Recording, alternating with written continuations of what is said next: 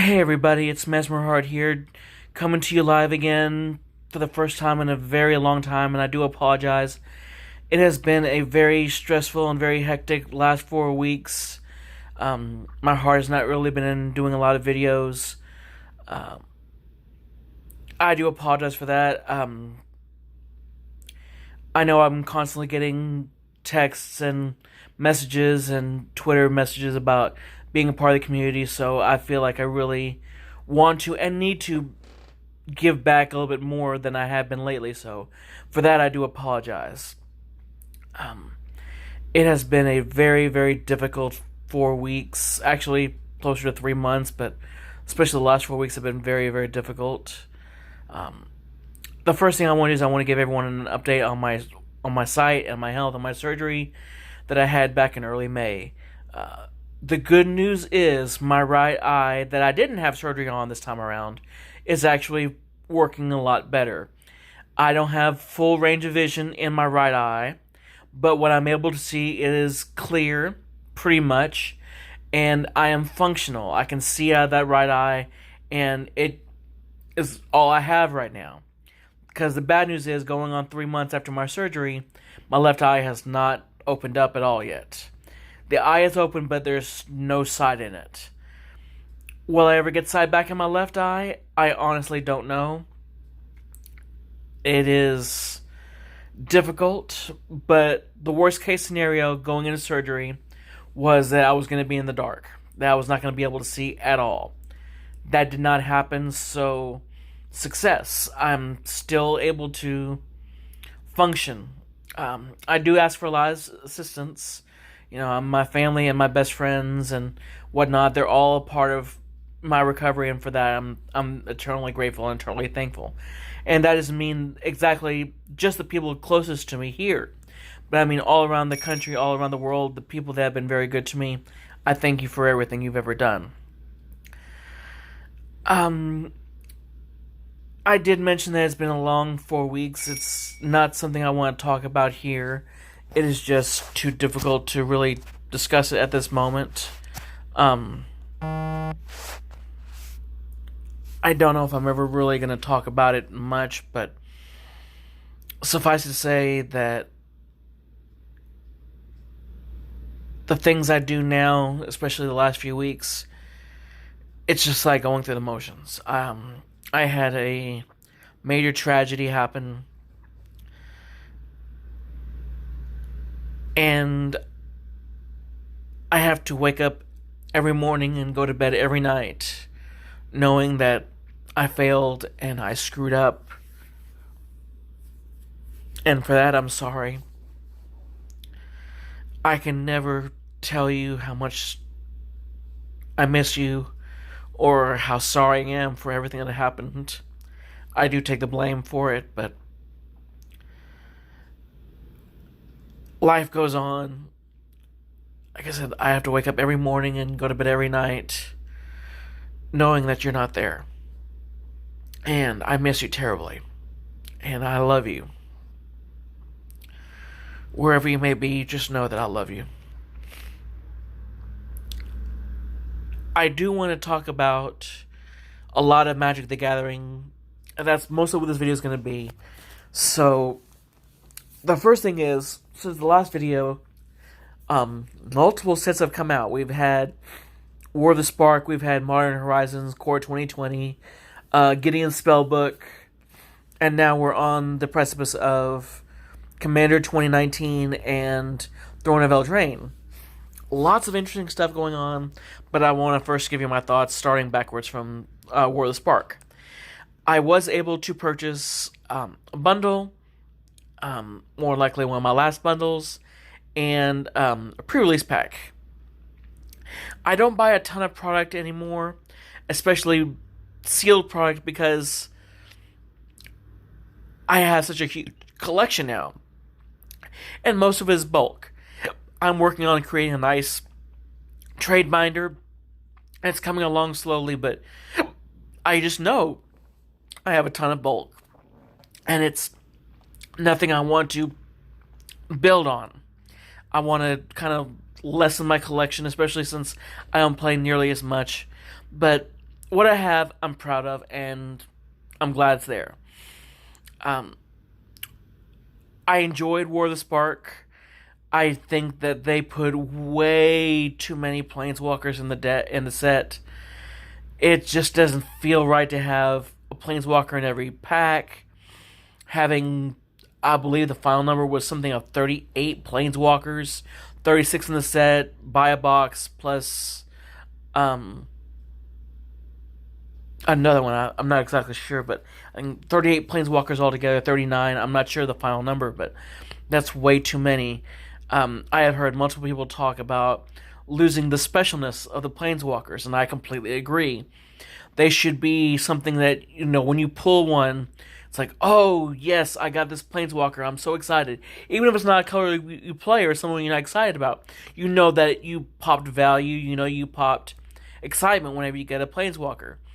Now it's like, with one in every pack, it's like, the excitement's gone, and I don't really go with that idea. So that my thought on War of the Spark, my first thought. The second one is the quality of the paper, and I know you can watch tons of other videos from much better creators than me talking about the quality of the paper, but I want to throw my 2 cents in worth. It just feels like we'll go back to Ravnica, Guilds and Ravnica Alliance. Each set, the paper just feels different. The foiling feels different. It's very frustrating to me as a player and a collector to know that the cards don't feel the same. If Wizards could just make everything, I think, speaking for myself, that if they were to really drastically improve the paper quality, even if they wanted to raise the prices of cards, which of course they're going to already with the MSRP now evaporating from product, I think it would be so much better and so much easier for the players to kind of get along with that.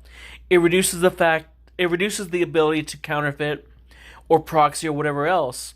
Of course, if you want to buy proxies and alternates and what have you, there's a huge market for that. And it is something I'm actually looking into. But we want evenness across the board. We want the cards to have a good, strong quality, playing card quality. If you want to throw the bend in there or whatever else, that's fine. But us as players, we don't want Pringles. We don't want sandpaper. We want quality playing cards.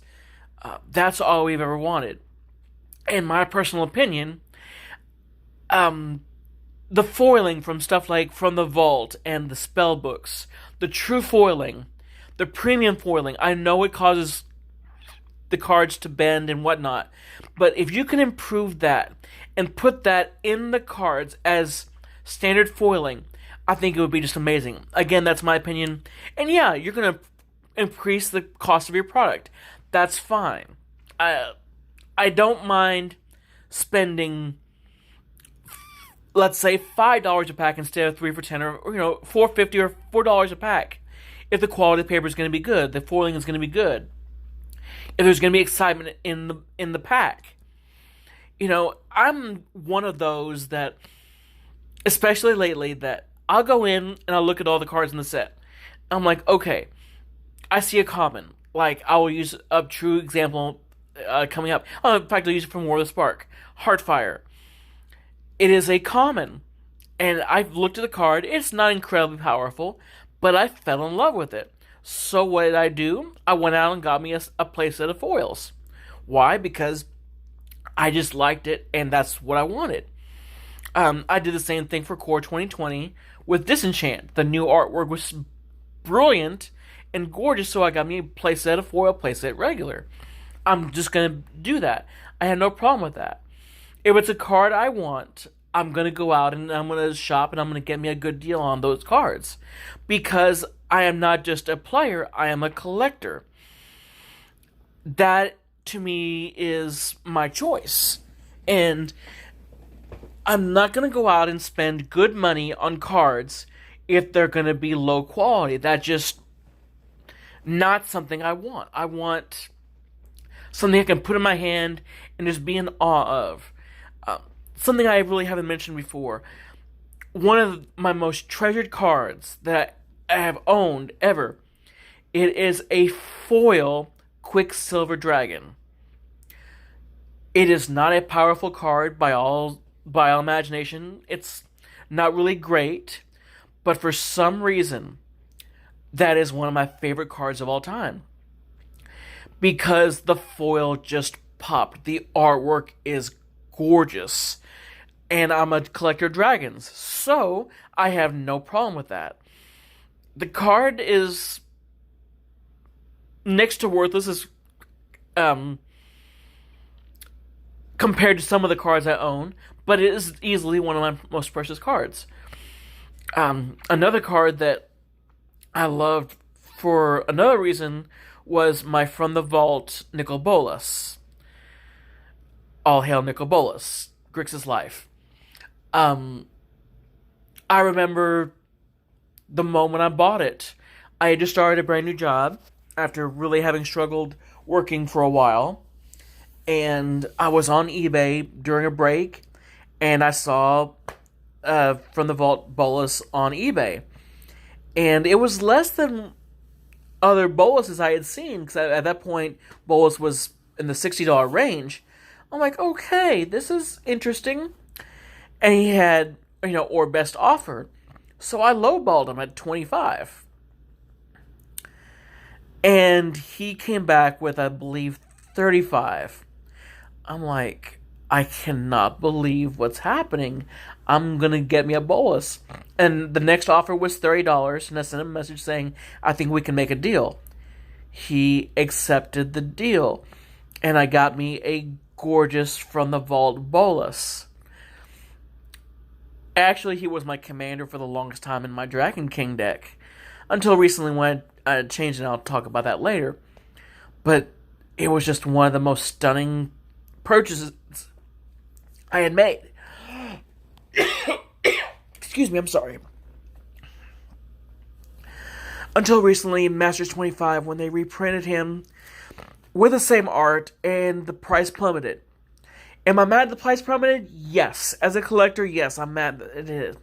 But I have mine, and that's all that matters. I think I can still get a pretty penny out of it if I ever want to sell it. But again, I will cross that bridge when I get there. Again, going back to my original point talking about War of the Spark, the set was fun. I really did like it. And I don't care what anyone says, Bolas is not dead. He's in the prison realm. He's going to learn to play all 5 colors. He's going to learn white magic. He's going to learn green magic. And come back stronger than ever before. That's just my joke. Everyone knows that I'm a huge Bolas fan. And I know he's in the prison realm. Thanks to Gideon and the Gatewatch and whatnot. So, I don't think we've seen the end of Bolas. I think he's going to come back. But my pulls out of the sets were not bad. I was able to get a couple of good cards out of the packs, which I always like. But my biggest pull was the card I didn't even realize how expensive it was. Out of my pre-release pack, I pulled, I believe it's Partheon, or it's the white vehicle. That was one of my full date stamps, so I was okay with that. But the second one is what shocked me, because I didn't realize what I had in my hands for a while. I pulled a foil date-stamped Liliana from War of the Spark. I was like, yay, Liliana, yay. Until I went back to TCG Player and looked at the price, and my jaw dropped. I was like, what the hell do I have in my hands? Lily is a beautiful planeswalker, powerful planeswalker, not my style, so on the trade block. And it did not take me long to find a good home for it. Rebecca, if you are listening to this video, thank you so much. I was able to trade with her to get me some beautiful stuff and some cash. And I know that she really wanted it, and I was happy that I could make her wish come true, and she was able to make my wish come true, so good on you. And I will say this here in my video, also, Congratulations on your engagement. I know you're getting married in just under a month. I wish you nothing but happiness as well. You're one of the great people in the community I've met, and I'm eternally thankful and grateful to you. Um, I'm working on a little something for you for your wedding, so hopefully I can work on it and get it to you before you leave for Vegas. Next, we're going to go into Modern Horizons. I did not purchase any sealed product from Modern Horizons, but I do have some cards. I was able to pick up a couple of cards for my Mythics deck, and I'm looking for two others. I'm looking actually for two other Mythics. I am looking for the first Sliver. I'll explain why I'm looking for that one shortly. And it's a shapeshifter that is the 5-color legendary. It's a commander. So powerful. Where you can put it into a Sliver deck. You can put it into a Dragon deck. You can put it into any tribal deck. And open up your options. Those are the last two cards I'm looking for Modern Horizons. Having said that, I was able to get my hands on a very cheap art set. I only spent about $10-12 on it, but I have all the art cards. Again, I wanted just something that I could collect. Is it going to go up in value? More than likely not. It may go up in value, it may not. Depends on how much Modern Horizons product is going to be out there and how many people are actually not throwing the art cards away and are actually saving them or going to collect them to get a full set. I actually do have a full set. And again, we're going to go back to card quality. The card quality on Modern Horizons is better. Again, ever shifting, ever changing. But I know they're trying to improve it, so I'm okay with that. The playing cards, the cards we play with as players, are okay.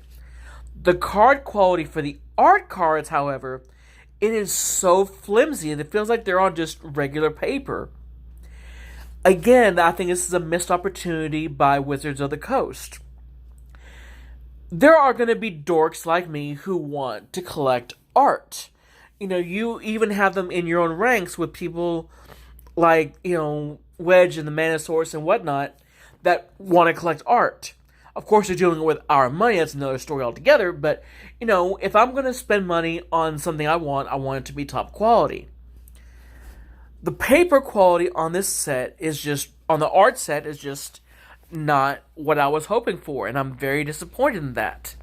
Having said that, I'm not disappointed with my purchase. I think the art is stunning and it is gorgeous. And I have it in a trade binder already.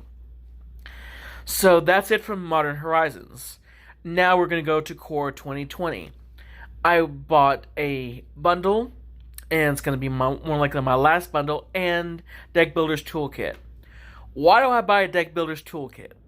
Because I love the box. I've always loved the boxes. I actually collected some of them. But I think it's a cheap alternative, and it's a chance to get some nice, decent cards. I've actually pulled very lucky out of them, pulling Planeswalkers when they were more of a thing, and actually just nice pulls out of the Deck Builders Toolkits. And I bought my bundle. And this is where I really want to lay into Wizards of the Coast. WotC, I don't know what you're doing. I know you're trying to save money in the right places, but you're doing it the wrong way.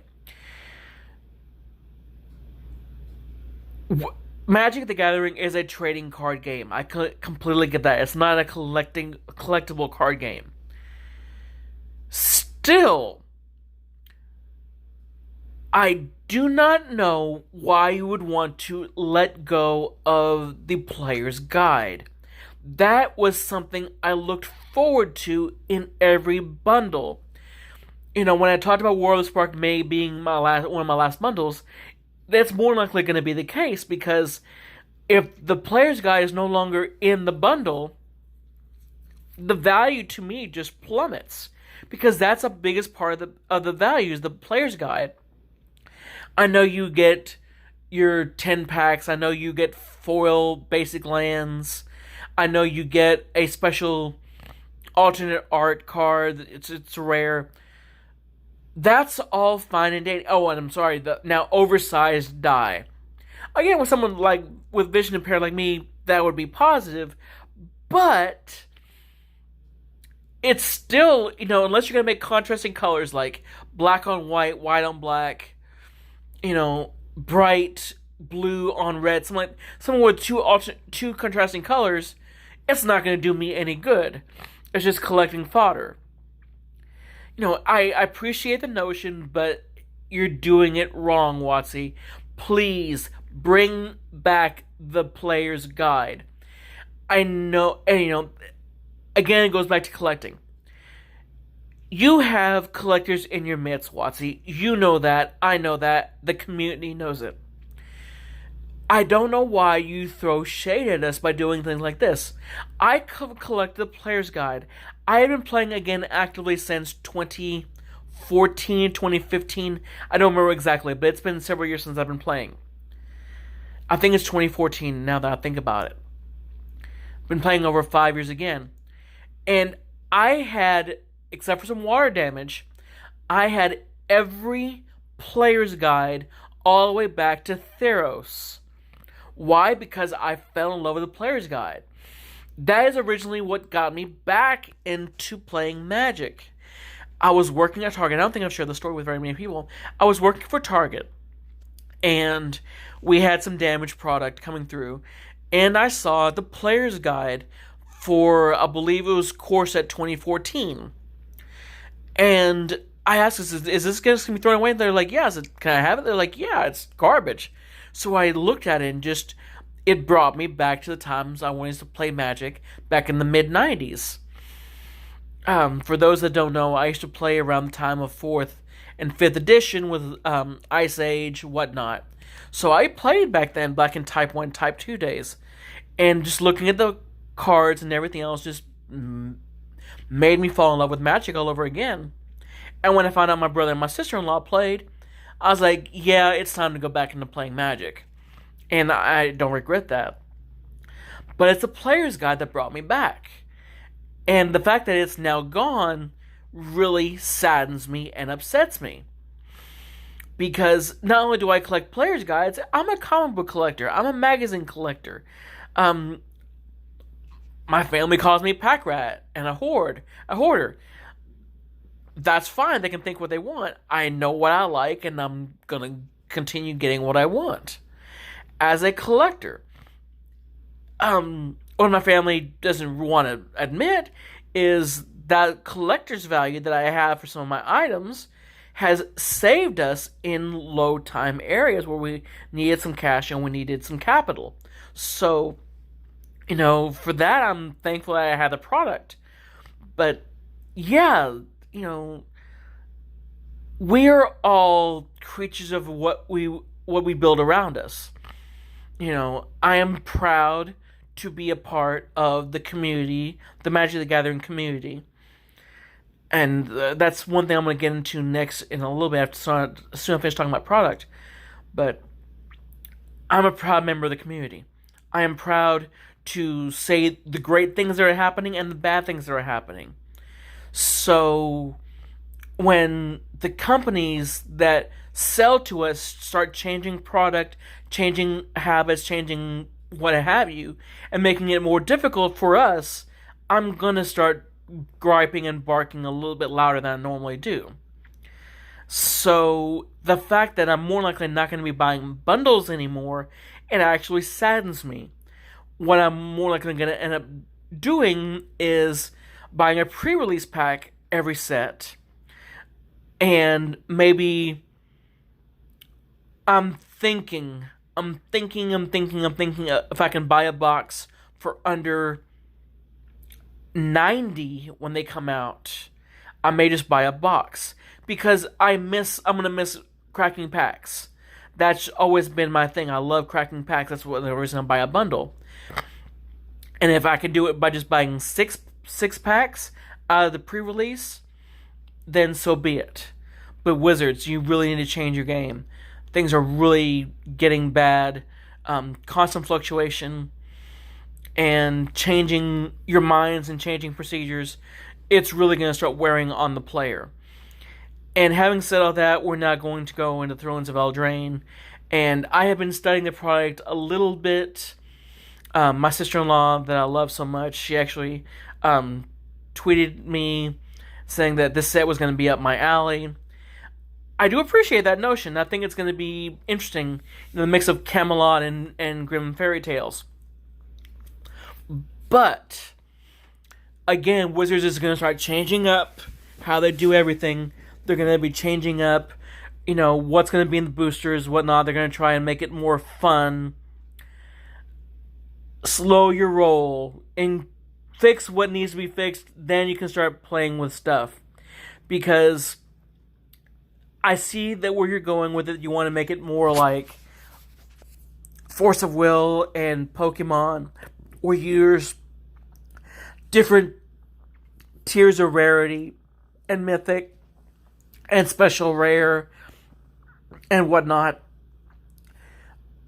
You do you, Wizards. But when you start losing people, when you start losing the people that play your game, or it becomes all digital, you're going to wonder what all this papers is laying around. And that's where I believe your mistake's going to be.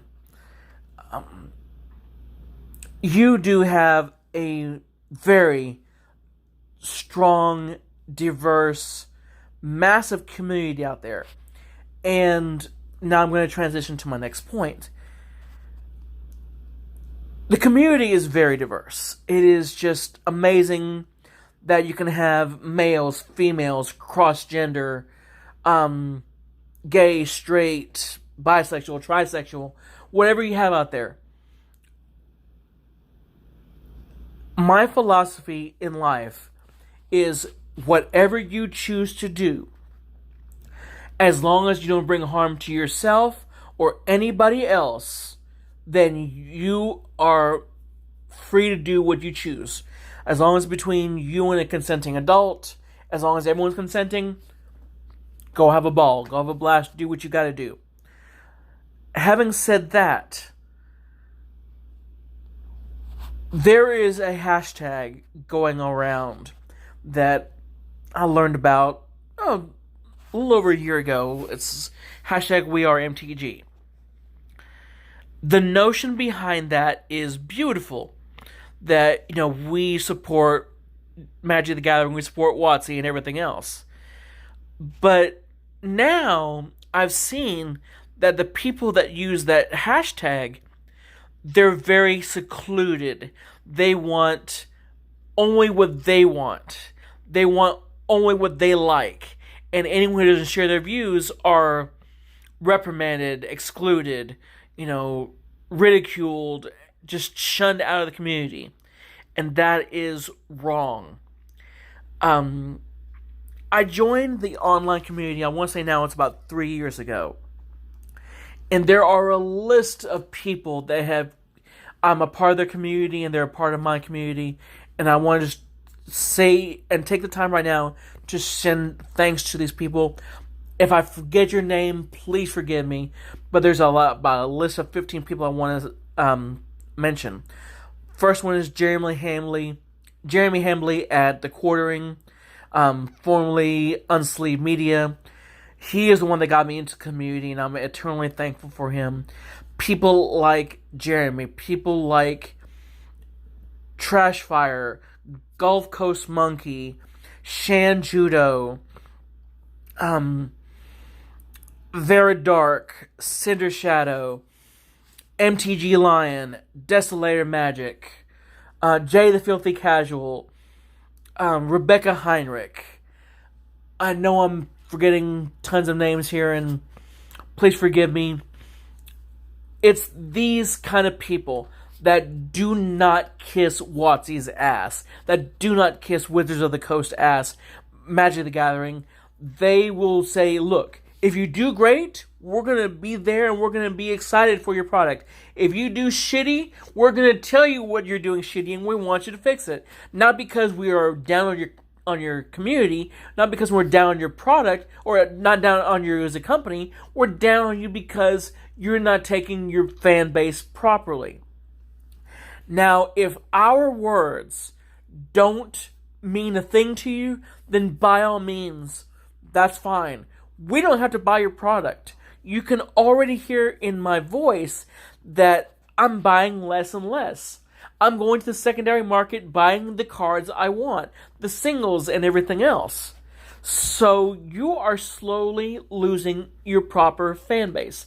And I know you're putting your money into MTG Arena. You're putting your money into all this other special things like the Timmy boxes, and yes, another name I forgot, Alpha Investments. Rudy at Alpha Investments. I love watching your videos. You're freaking hilarious.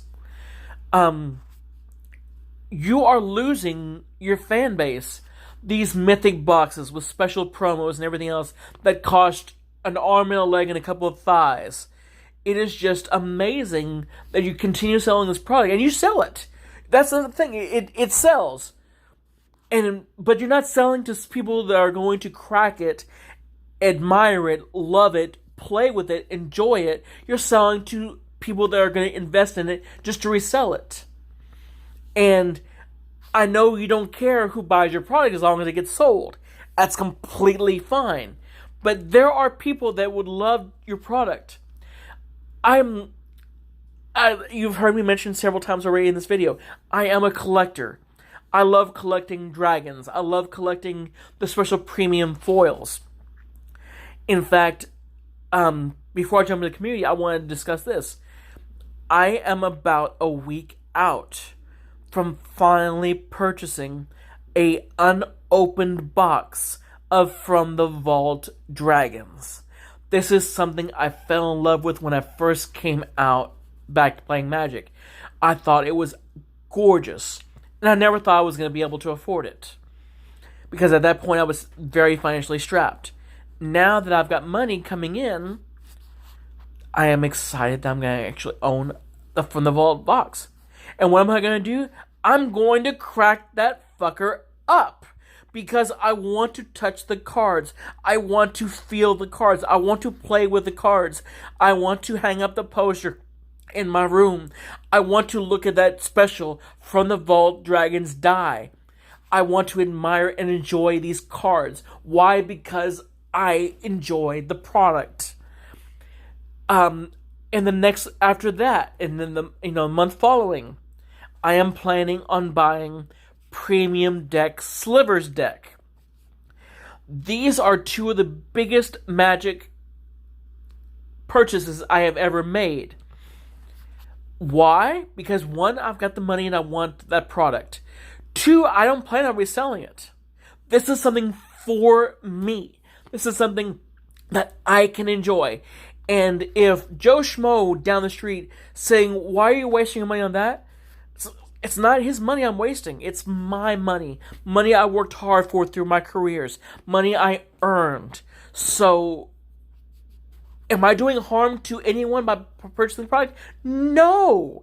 I want it because I want it. That is the reason I want the first sliver. So, it's so I can build a proper Commander sliver deck. And I am excited for this. I am, over the moon excited that I'm able to have these products. Especially since I'm not planning on purchasing a lot of sealed product going further until changes are made, then this is how I'm going to enjoy playing Magic. In about a couple months ago, I made another huge purchase where I think I bought 4 cards. 4! And it was $100 plus purchase. Am I upset? No. But in those 4 cards, I was able to get my hands on I believe it's time spiraled version of Damnation.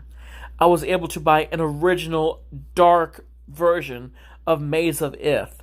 I was able to get a Nicol Bolas Ravager flip dragon. And I bought a 4th card that I cannot remember for the life of me right now. It was Damnation.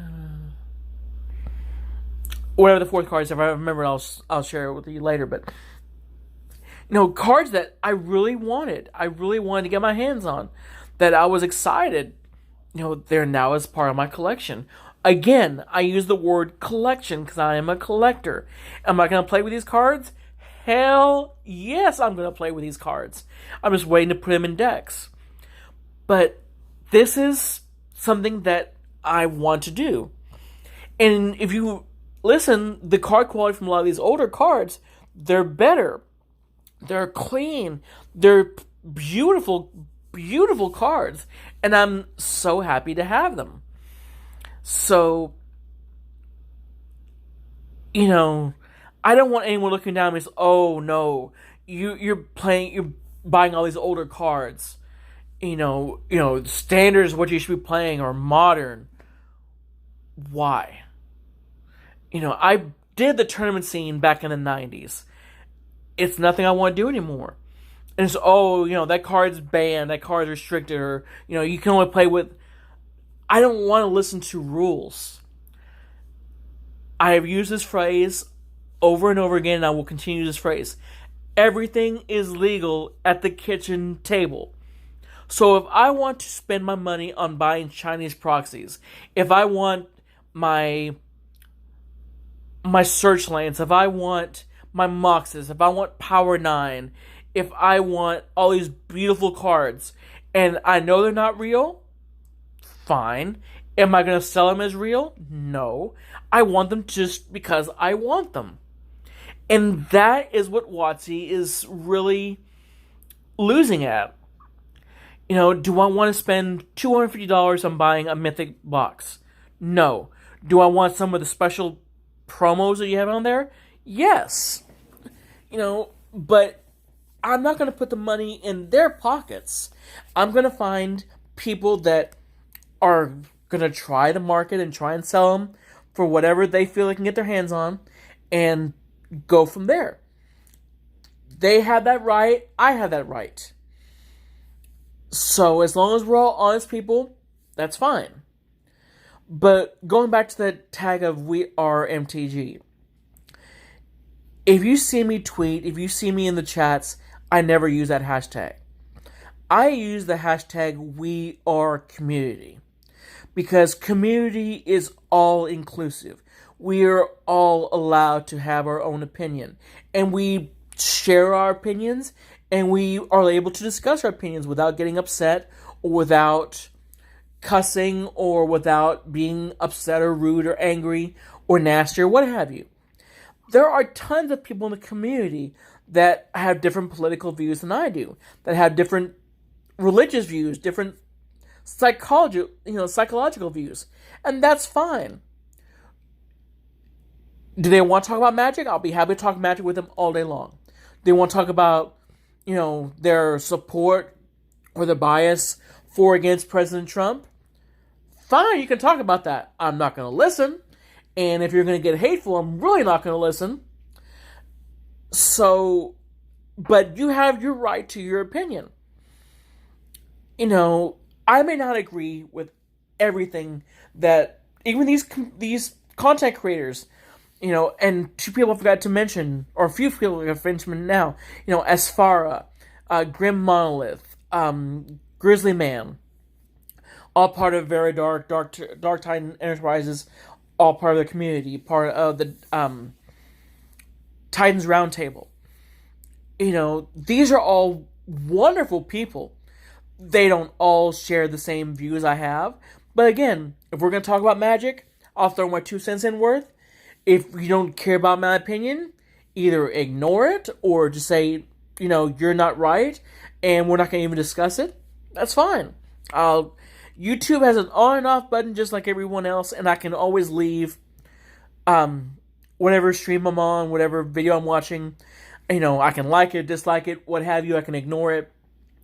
That is my opinion. That is my option. And you have your option to throw out whatever you want out there.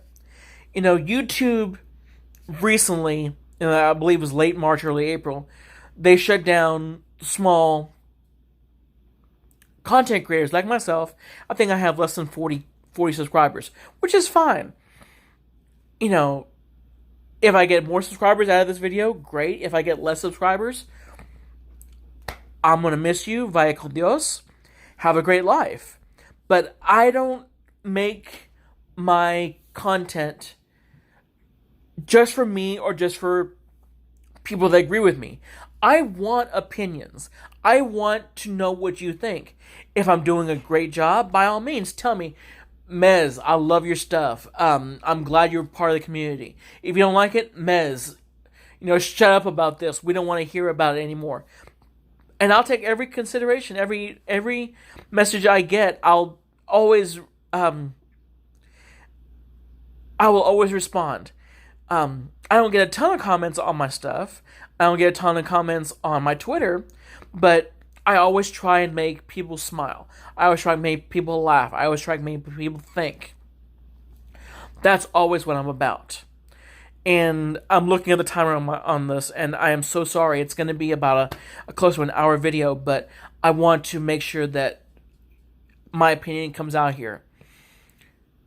The hashtag We Are MTG means nothing to me.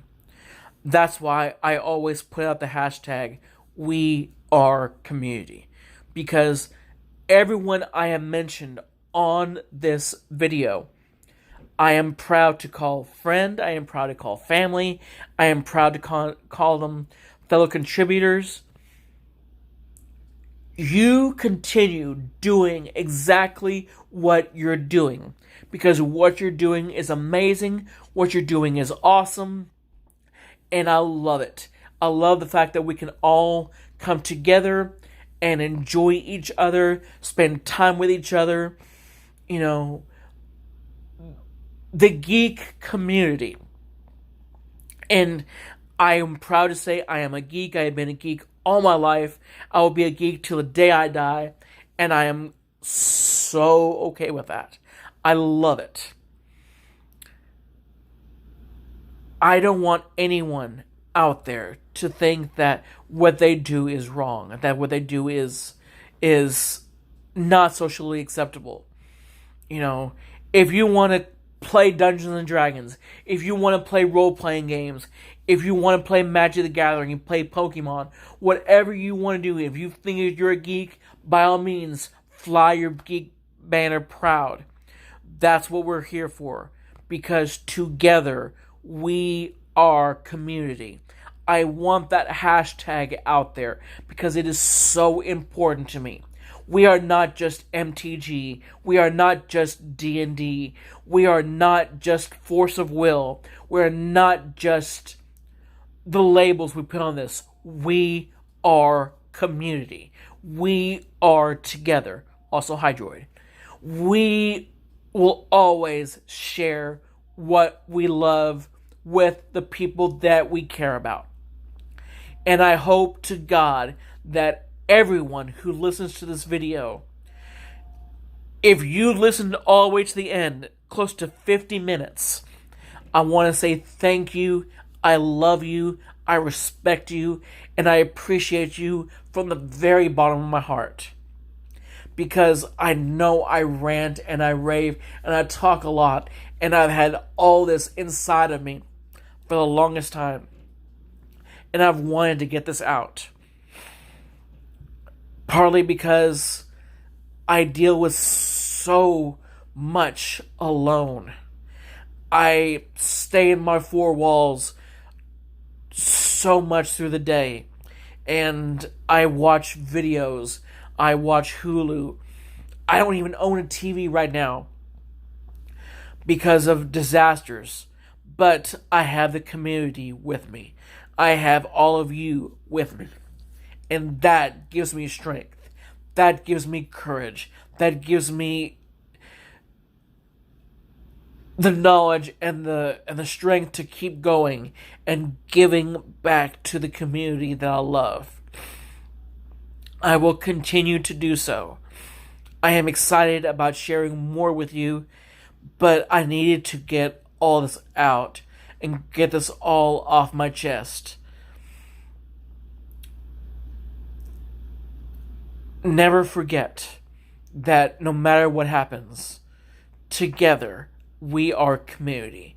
If anybody out there needs me for anything, if you need someone to talk to, if you need someone to share opinions with, if you need someone to talk to, and I don't appear in your streams, or you don't see me tweet for a while, or you don't see me, out and about, my DMs are always open. You can hit me up on YouTube. You can hit me up on Facebook. You can hit me up on Facebook Messenger. You can hit me up on Twitter. You can hit me up on Discord. I am getting ready to join live streaming again because YouTube shut my live streaming down because of my lack of subscribers. So now I'm going to be going to Twitch. I have a Twitch account. I have not played with it yet, but I have it and I'm working on it. So hopefully I can start doing live streaming. I don't know what I'll stream, but I will do streaming here sooner than later. So, I will continue to be a part of the community. I will continue to be a part of each of your lives. Vera, I don't know if you're going to watch this video. Being a Thursday, I know you're streaming tonight. I will be there in your stream tonight. I don't know how much I'm going to say, but I'm going to be there. Cinder, I'm going to be there in your stream tonight. If you stream tonight, I don't know how much I'm going to say, but I'm going to be there. Gulf Coast Monkey, Jay the Filthy Casual, everyone I've mentioned, even if I haven't mentioned you, I am there for you. I am there with you. And I will finish off by saying this. I will always end my videos like this. Together, we are community. I love you all. Thank you.